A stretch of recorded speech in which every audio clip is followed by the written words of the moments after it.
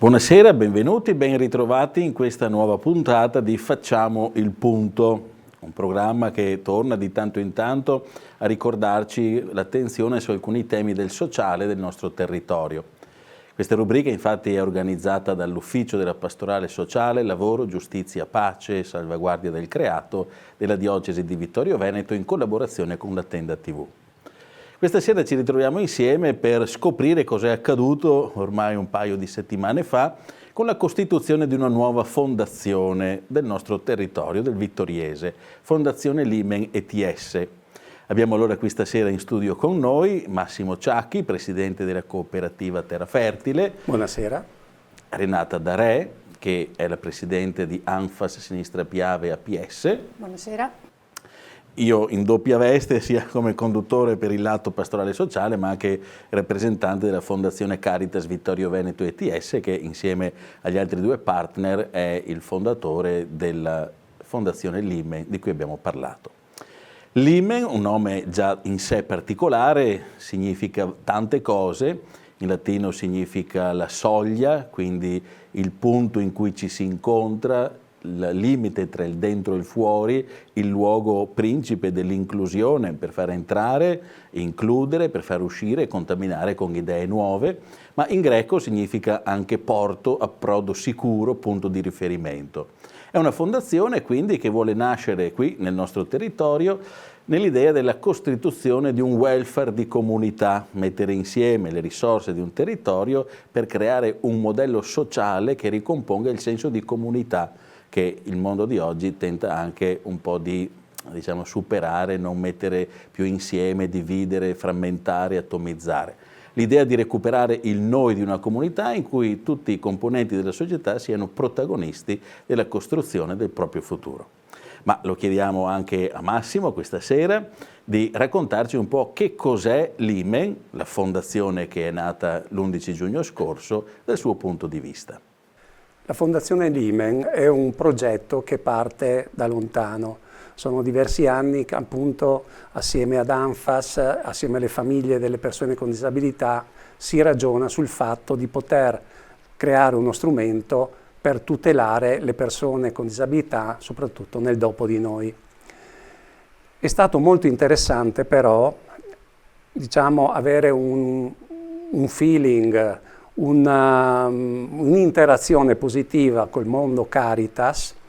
perché questo ci ha permesso così di ragionare insieme sull'abitare e attorno a questi ragionamenti siamo riusciti nel tempo a costruire un tavolo di lavoro con un po' tutte le associazioni delle fragilità del Vittoriese. Il tema era l'abitare, ma anche ovviamente l'inclusione, il lavoro, tutte le situazioni utili ai progetti di vita delle persone. E così c'è stato anche un percorso di formazione, ci sono stati approfondimenti, abbiamo fatto anche un seminario e fino ad arrivare anche a un protocollo d'intesa su questi temi, tema dell'abitare inclusivo, collaborativo, e poi che ha sfociato sulla costituzione del progetto Fondazione Limen. Diciamo che una delle spinte anche importanti è stata anche il progetto PNRR che appunto ci ha visti protagonisti in palestre dell'abitare nella palazzina di Via Galilei, dove peraltro c'è una palestra dell'abitare anche gestita da ANFAS in collaborazione con Terra Fertile, e per cui c'è stato un percorso partecipato con i familiari e con rappresentanti delle fragilità che ci ha spinti a realizzare questa fondazione. Una fondazione che è aperta a tutte le fragilità, ha l'obiettivo di creare sinergia tra le fragilità, per cui sia nell'ambito così dell'aiuto reciproco, Bene, tante parole chiave interessanti, sinergia, collaborazione, cammino insieme, Abbiamo visto anche nello sfondo, mentre parlavi Massimo, le foto dell'11 giugno scorso, quando davanti allo studio del notaio Vittorio Veneto è stato firmato l'atto costitutivo di questa nuova fondazione. Renata, dal tuo punto di vista, anche del percorso che è stato fatto insieme con Terra Fertile e poi con la rete welfare di comunità in questi ultimi anni, che cosa rappresenta oggi Fondazione Limen? Come ANFAS chiaramente siamo associazione di famiglie di persone con disabilità intellettiva e quindi chiaramente come famiglie il pensiero va sicuramente al dopo di noi nel momento in cui abbiamo realizzato la disabilità del nostro familiare e quindi il dopo di noi è un tema importante che tocca tutte quante le famiglie, ma lo vorremmo durante noi proprio per guidare il percorso. E anche un percorso che non sia solo istituzionalizzato, ma che possa avere anche un risvolto diverso, nell'abitare diverso, in un abitare che possa essere insieme ad altre persone, ad altre fragilità, proprio perché l'associazione non deve essere una chiusura soltanto all'interno della propria fragilità, ma deve essere aperta al territorio, deve fare una rete insieme ad altre realtà del territorio e poter trovare insieme delle risposte. Questa è una cosa importante proprio perché altrimenti isolarsi significa soltanto non risolvere nessun problema. Invece chiaramente la fondazione potrebbe essere un'occasione per molte famiglie di pensare concretamente a cosa fare per il proprio familiare, ma programmarsi anche da un punto di vista non soltanto economico, diciamo, ma anche di confronto, un confronto con tante altre realtà del territorio che rispecchiano tante altre fragilità e che hanno in comune proprio questa caratteristica, quella di essere più fragili, quindi di aver bisogno proprio della collettività e del territorio e proprio della società in genere del nostro territorio. Quindi è un punto importante, è un punto di apertura dell'associazione, è un punto di partenza per pensare proprio ad un futuro che possa essere un futuro migliore per tutti.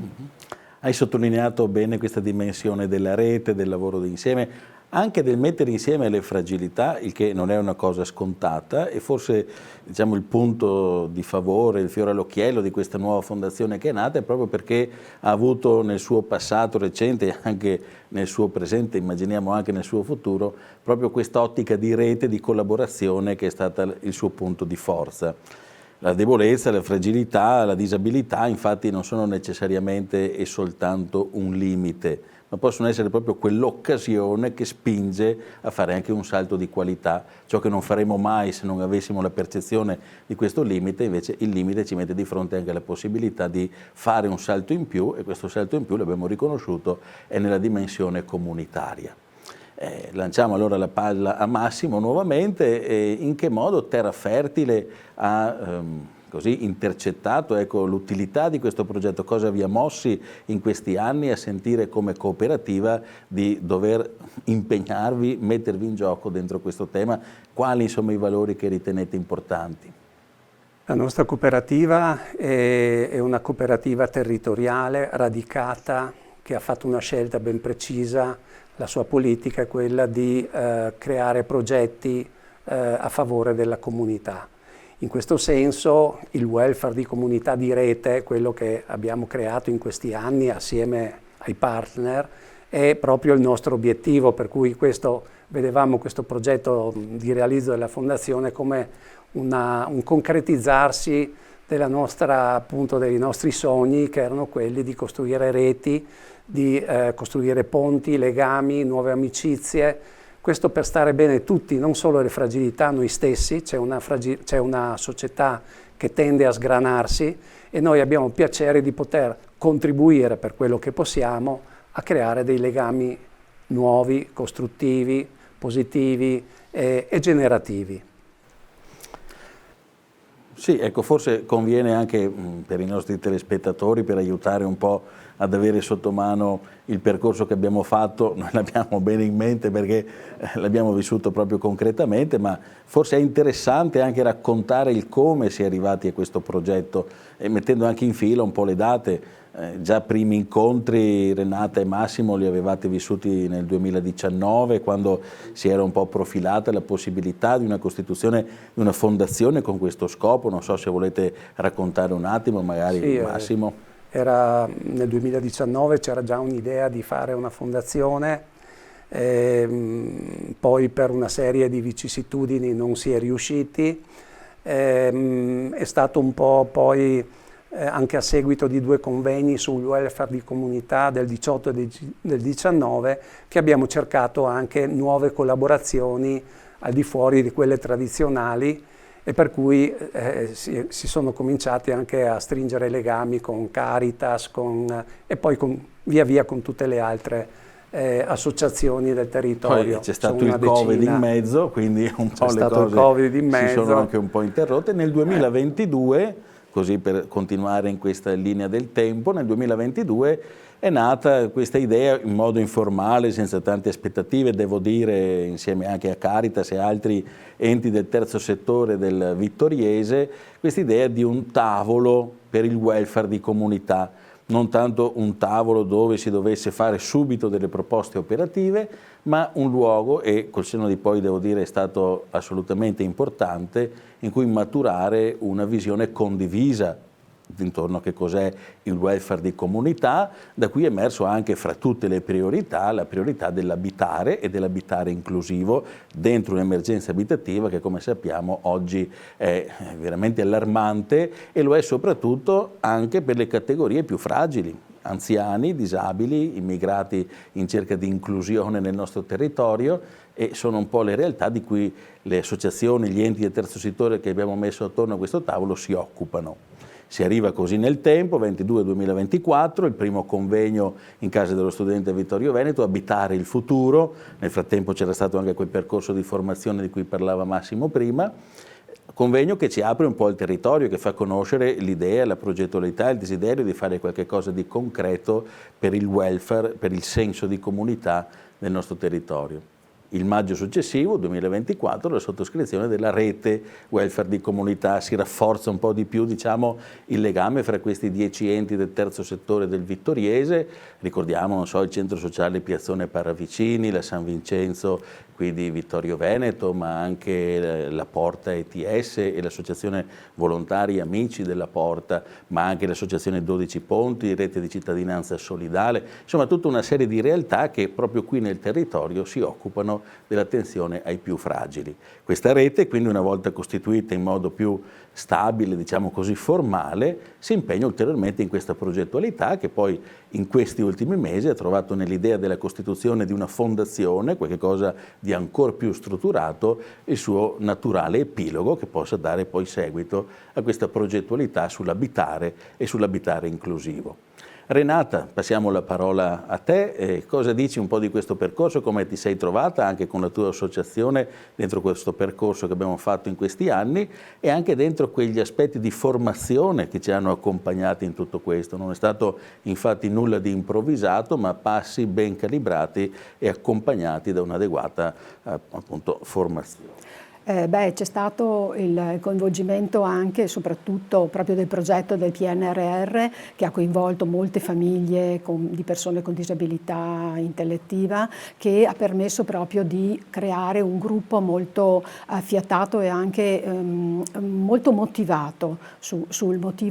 questo progetto proprio dell'abitare. Questo ha permesso proprio anche a tanti altri genitori, familiari, di approfondire anche questi argomenti e di avere degli strumenti anche migliori per comprendere quello che può essere l'evoluzione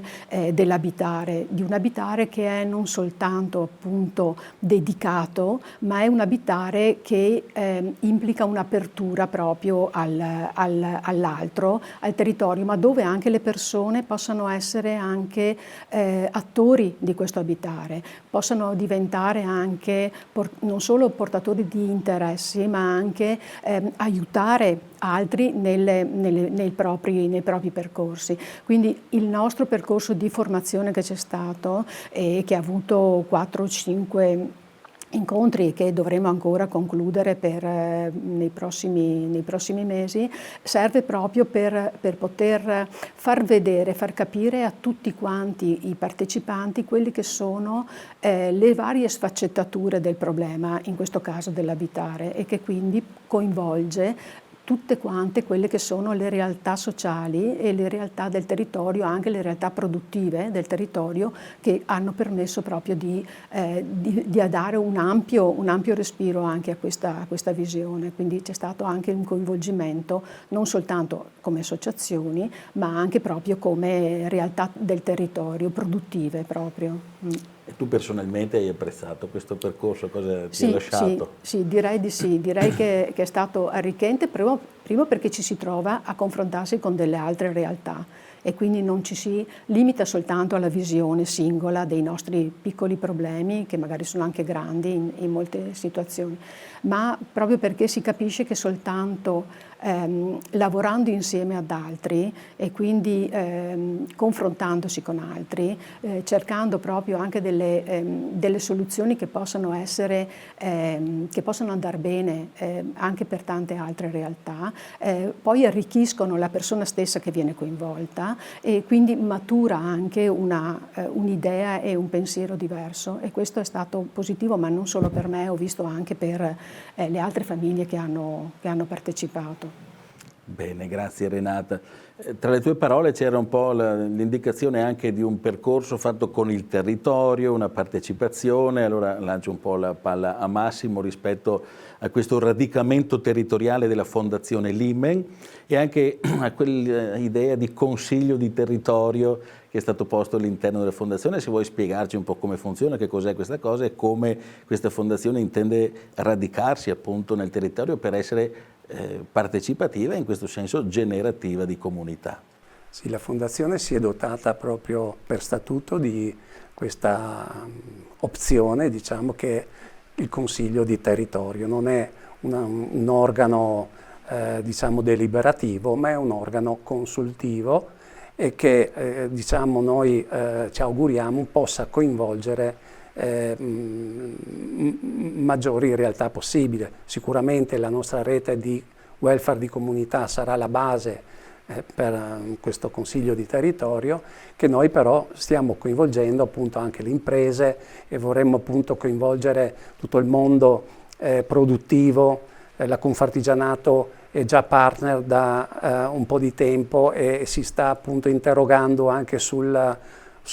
questo aspetto della società in grossa difficoltà. C'è difficoltà di trovare manodopera italiana, c'è difficoltà a trovare giovani che vogliono spendersi nel nostro territorio, per cui diciamo tutte le fragilità, soprattutto gli stranieri in questo caso, diventano fondamentali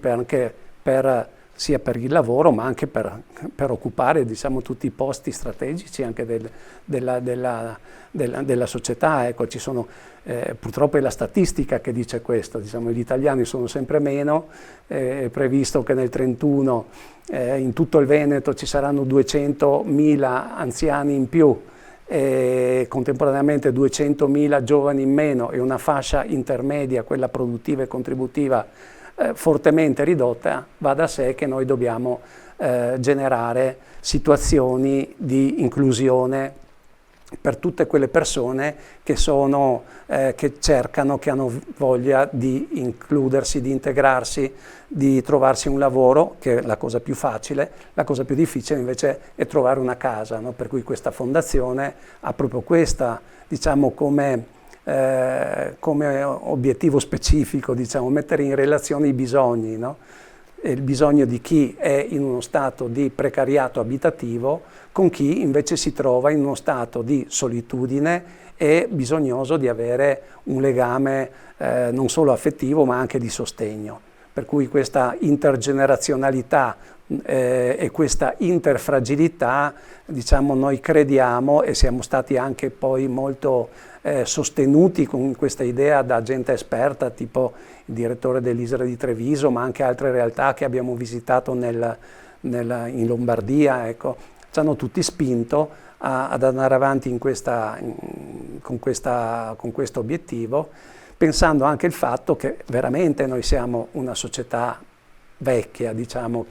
dove ci sono molte persone anziane che vivono in case sovradimensionate e sono sole e che hanno bisogno, diciamo, particolarmente di amicizia, ma anche di sostegno. Mentre appunto c'è una fascia sempre più ampia di persone che arrivano nel nostro territorio, che magari riescono in qualche maniera a lavorare, ma che non trovano casa. Il problema della casa è un problema grosso e delle volte appunto c'è la necessità appunto di costruire una politica, insomma, ecco, che non alternativa, ma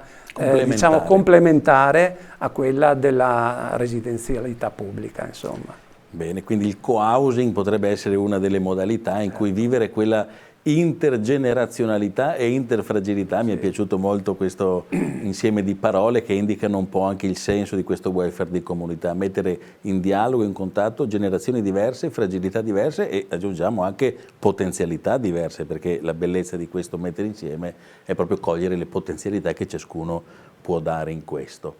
Domanda retorica, perché so già la risposta, ma Massimo diciamolo anche ai nostri telespettatori, questo consiglio di territorio potrà essere il luogo dove anche la rete welfare di comunità con quegli enti del terzo settore del territorio può trovare ora modo di esprimersi in modo più pieno, più anche capace di creare progettualità, insieme anche a AITSAM e Psiche 2000 che per quanto riguarda la salute mentale si sono successivamente uniti alla nostra rete welfare, ma non è soltanto questo il soggetto protagonista del territorio, non sono soltanto questi enti del terzo settore che hanno già fatto un cammino insieme, può essere anche aperta, no, questa cosa? Assolutamente, no, è aperta a tutti i cittadini che sentono il problema di un domani rimanere soli e non saper bene come cavarsela, ecco, comunque che hanno paura di affrontare in solitudine la terza età. Ed è aperto anche alle imprese, perché diciamo se la società si sgrana è un problema che non riguarda solo il sociale, ma riguarda tutto il sistema, per cui anche il sistema produttivo, la società nel suo insieme, per cui noi veramente invitiamo tutti a quelli che sentono il problema del futuro come un dubbio che non sanno ancora come sciogliere, di avvicinarsi alla Fondazione, di far parte di questo consiglio. Non è niente di impegnativo se non appunto quello di partecipare agli incontri. Credo che la Fondazione, l'abbiamo detto più volte, insomma, continuerà periodicamente a fare incontri formativi partecipati, aperti a tutta la popolazione, perché bisogna anche un po', c'è la necessità di creare una nuova cultura riguardo il co-housing, ma anche un nuovo modo di stare insieme nella comunità, ecco, insomma. Allora Renata, abbiamo parlato con Massimo di abitare il territorio, di coinvolgimento degli enti del terzo settore, del mondo dell'impresa e quindi anche tutto il mondo produttivo, economico, come anche soggetto che si interessa attivamente alla costruzione della comunità. Mancherebbe un po' uno sguardo agli enti pubblici, quindi al mondo delle istituzioni, anche l'idea di una coprogrammazione, una coprogettazione come modalità attraverso cui questa Fondazione Limen intende mettersi in alleanza. Prima si parlava di complementarietà rispetto all'ente pubblico. Cosa ci dici rispetto a questo? Beh, certamente la riforma del terzo settore ha messo come cardine importante nelle programmazioni e nelle elaborazioni di progetti quelli della coprogettazione, che poi viene successivo alla coprogrammazione. E in pratica da questo punto di vista è fondamentale l'ingresso anche delle istituzioni politiche e pubbliche, quindi noi dovremmo confrontarci proprio perché il futuro è quello di realizzare qualcosa di concreto ormai, no? Perché il nostro pensiero ormai è quello che dovremmo elaborare qualcosa che che concretamente possa coinvolgere vari attori in una sperimentazione, in un progetto, in un qualcosa di, come diceva Don Andrea, di co-housing del territorio, dove fondamentale dovrà essere proprio il richiamo anche ai servizi che sono la parte della pubblica amministrazione, come le amministrazioni comunali, quindi la parte anche politica, ma anche i servizi per la disabilità, piuttosto che per la salute mentale, piuttosto che per la non autosufficienza. Quindi chiaramente questi dovranno essere dei componenti, degli attori importanti in un progetto di sviluppo futuro, e non possiamo fare a meno di loro, perché sono un pilastro importante proprio anche nella realizzazione. Certo, e questo mi permetto di aggiungere, non è soltanto un auspicio, è già una realtà che abbiamo sperimentato sia nel percorso Rete Welfare di Comunità, con il coinvolgimento dei comuni del Vittoriese, non soltanto Vittorio Veneto, ma anche poi recentemente in occasione della presentazione della nuova Fondazione Limen, anche a livello di istituzioni regionali e quindi anche sovracomunali. Ecco, dice questo anche un po' l'ambito territoriale, in senso stretto e in senso lato, l'ambito territoriale verso cui vorremmo anche puntare lo sguardo con questa fondazione. Massimo, progetti rispetto al futuro, adesso cosa farà questa fondazione? Tu sei tra l'altro anche il presidente di questa nuova fondazione, e verso dove andrà questa fondazione Limen? Allora, come ho detto prima, senz'altro continuerà a fare questa attività formativa aperta a tutta la popolazione, una formazione partecipata, proprio per, diciamo, intanto creare nuovi legami e anche, appunto, come dicevo, costruire una cultura dell'abitare insieme, del vivere in maniera molto più, diciamo, partecipata alla nostra comunità. Per inciso, diciamo, la Fondazione non ha intenzione di costruire condomini solidali o altre costruzioni, ma diciamo, ha l'intenzione di utilizzare le case che già ci sono delle persone, tutelandone i patrimoni, tutelando i progetti di vita delle persone e cercando di costituire dei nuclei abitativi, appunto mettendo insieme i bisogni, come dicevo prima, un po' di chi diciamo di combattere la solitudine, di avere sostegno, e chi invece di avere una casa e poter darsi da fare, insomma, per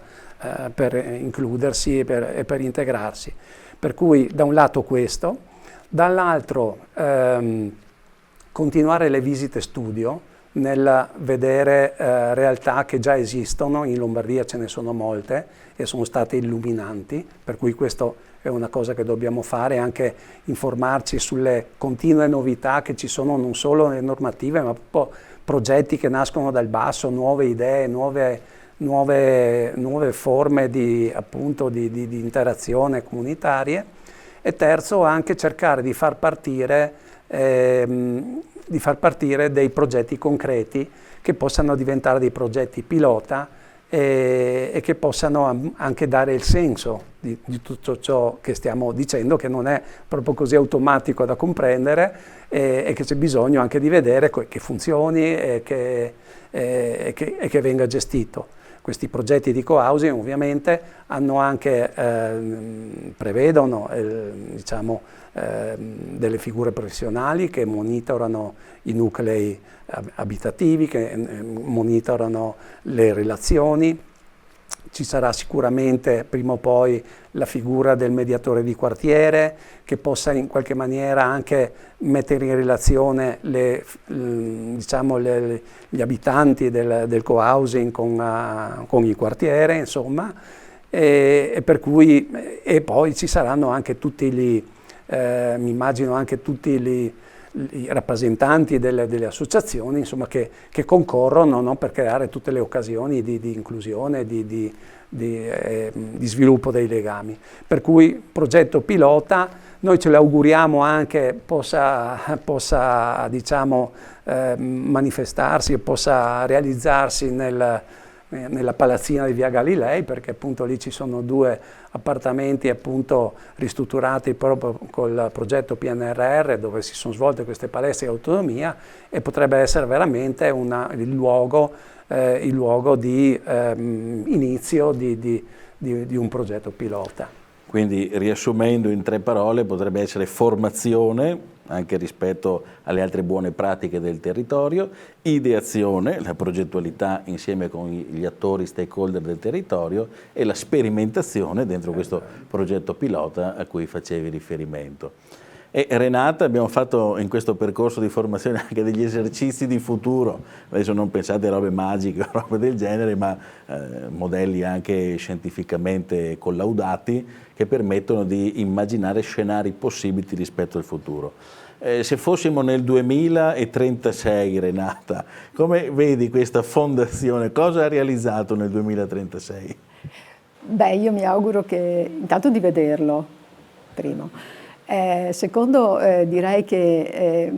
dovrebbe aver seminato intanto nella collettività e nella comunità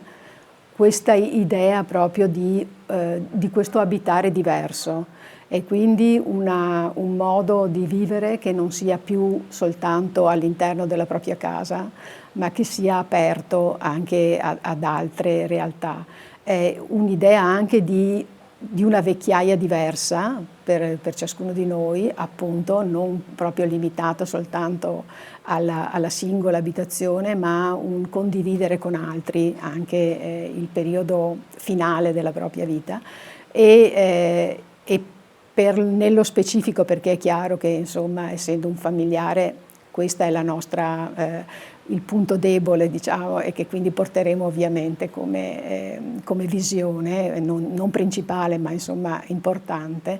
è quella proprio di poter dare delle risposte alle famiglie, ma soprattutto alle persone con disabilità, di un vivere che sia un vivere, il vivere che loro vogliono, ecco, e soddisfare i loro desideri all'interno proprio di un contesto sociale che sia arricchente e che li sostenga, ma che loro possono anche sostenere, e che quindi possono contribuire anche loro stessi per quello che possono fare. Quindi la visione è solo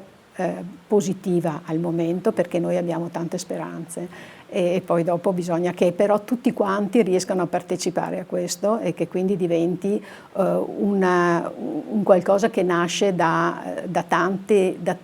impegni, ecco, per cui ci vogliono, perché non siamo dei servizi, noi non forniamo un servizio, faremo soltanto delle proposte, delle ipotesi, ma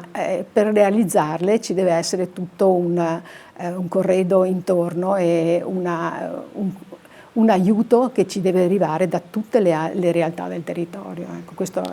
importante. Meno male che la visione è positiva all'inizio, se no non saremmo neanche partiti. Non c'è insomma, dubbio, no? non c'è dubbio. Mi permetto anch'io di rispondere a questa domanda che ho fatto, lascio per ultimo la parola a Massimo. Rispetto al futuro io mi immagino una realtà che è molto più capace di dialogare, soprattutto tra le realtà anche del volontariato, anche però delle istituzioni, le imprese, cioè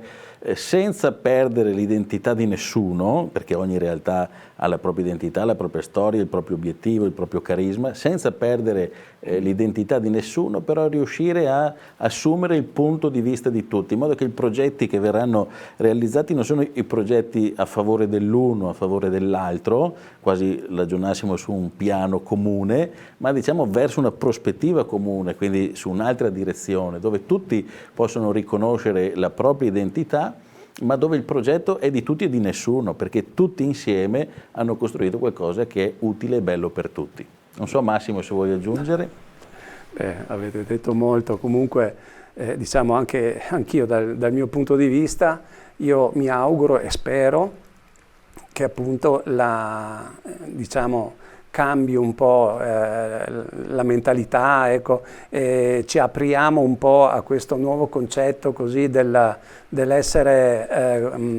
diciamo reciproci, ecco, con tutte le realtà, con gli altri. Insomma, mi auguro che la comunità al posto appunto di rimanere separata nei vari settori, nelle varie così, ambiti, insomma, possa veramente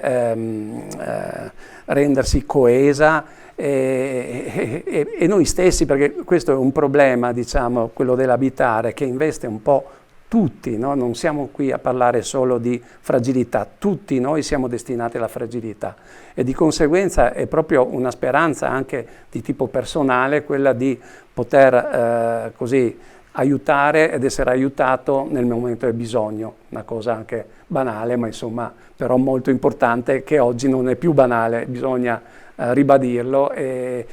lavorare per fare in modo che ciò avvenga.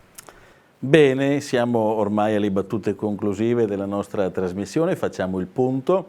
Grazie anche ai nostri ospiti che sono qui con noi questa sera. Sappiate che negli studi della Tenda TV non c'è l'aria condizionata, quindi siamo ulteriormente eroici. Guardo Federico qui in regia che mi dice se qualcuno vuole finanziare l'acquisto di un impianto di aria condizionata è sempre ben disposto ad accoglierlo. Ecco, soltanto così una battuta finale. Immagino che chi ci ha ascoltato questa sera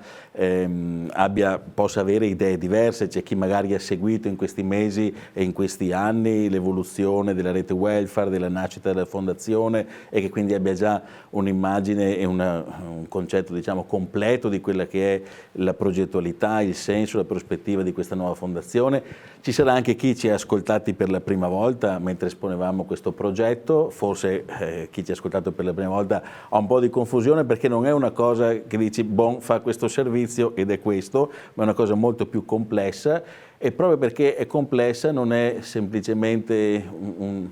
un'iniziativa, ma è un processo che vuole iniziare, quindi ci sarà modo sicuramente nei mesi e negli anni a venire di cogliere il senso di questa fondazione che vuole essere un catalizzatore, un aiuto a costruire una comunità più coesa dove si possa fare il bene di tutti, soprattutto di chi è più fragile e di chi è più ai margini. Una battuta, un augurio, uno slogan finale, se vogliamo concludere un po' con un invito ai nostri telespettatori, partiamo da Renata.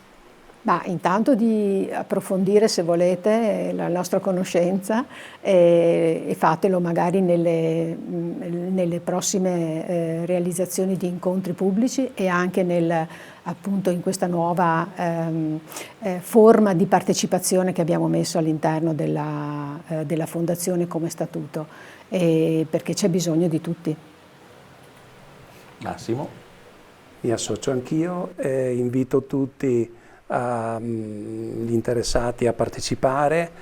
chiedendo informazioni a Terra Fertile, ANFAS e Caritas. Ancora non abbiamo i contatti ufficiali della Fondazione, ma è possibile prendere informazioni anche per la formazione partecipata che vi assicuro è molto interessante e male che vada uno comunque torna a casa più ricco di prima. Bene, se passate in casa dello studente qui a Vittorio Veneto dove la fondazione ha sede, potete buttare dentro un occhio e chiedere anche lì se ci sono incontri formativi e partecipativi nei prossimi giorni. Grazie a tutti per l'attenzione, grazie ancora ai nostri ospiti, Massimo, Renata, tutti coloro che hanno reso possibile la realizzazione di questa fondazione nel cammino che è stato a monte, ma anche e soprattutto coloro che si accompagneranno con noi in questa avventura iniziata l'11 giugno che adesso entra nel suo vivo. Grazie quindi e anche a voi che ci avete seguito perché certamente anche in questo non mancherete di fare la vostra parte. Buona serata a tutti.